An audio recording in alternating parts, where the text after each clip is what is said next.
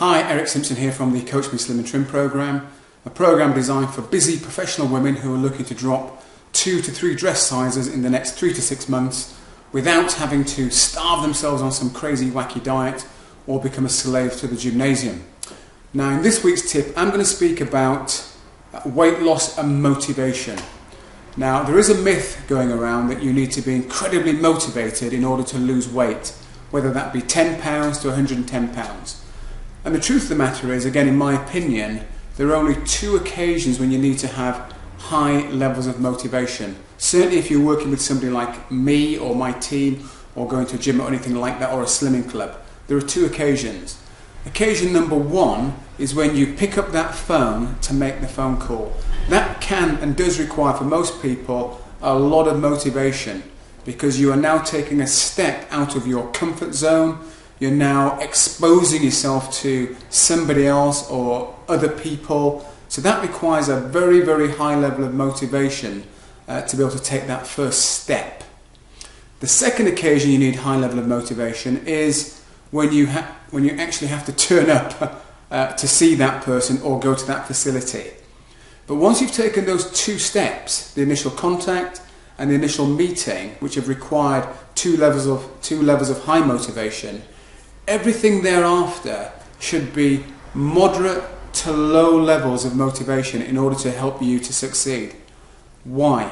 Well, if you need to continually have high levels of motivation until you finally succeed, the chances are you are going to crash and burn. You're not going to be able to succeed. You're not going to be able to maintain that level of intensity long enough, especially if you're needing to lose 2 or 3 stone in weight, or even 10 pounds for that matter. You're just going to find your motivation will invariably drop off. So let me just share with you a very, very quick story about how I personally used low goals which required low motivation for somebody to achieve what I felt was quite a significant result. This lady, if you live in Salisbury, she lived just off Castle Street, that's as much as I can say, and she found it incredibly difficult just to walk from her front gate literally 50 yards without having to sit down on a wall and have a breather and then stand up a couple of minutes later and go again.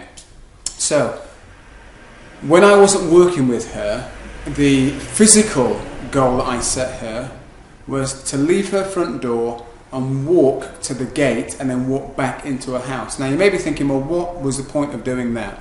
Well, the point of doing that was twofold really. One, it was creating a habit of doing something, of actually saying, yes, I'll do some exercise today, because once you've created the habit, you can then expand that habit. But the second one was to create something that required only a moderate or low level of motivation to achieve it.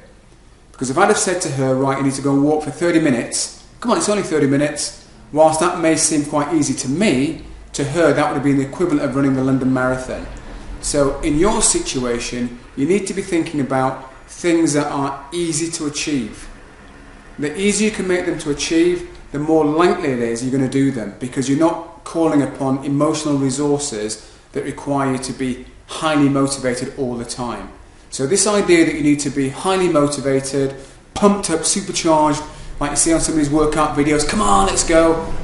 The truth of the matter is, for most people that are successful with weight loss, they're not really like that. They are just doing the basic things, easy tasks for them, and it's all relevant to your situation, but things that they perceive as being quite easy and they can do consistently, because that's the other big goal, isn't it? Or the other big secret to weight loss is consistency.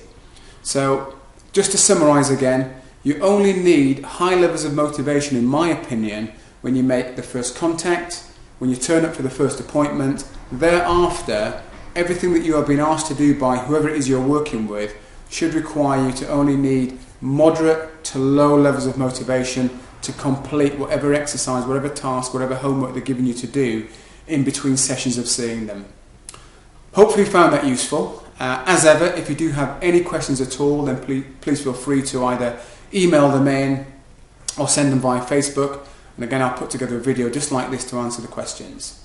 So once again, thank you for listening, and I look forward to speaking to you next week. Bye for now.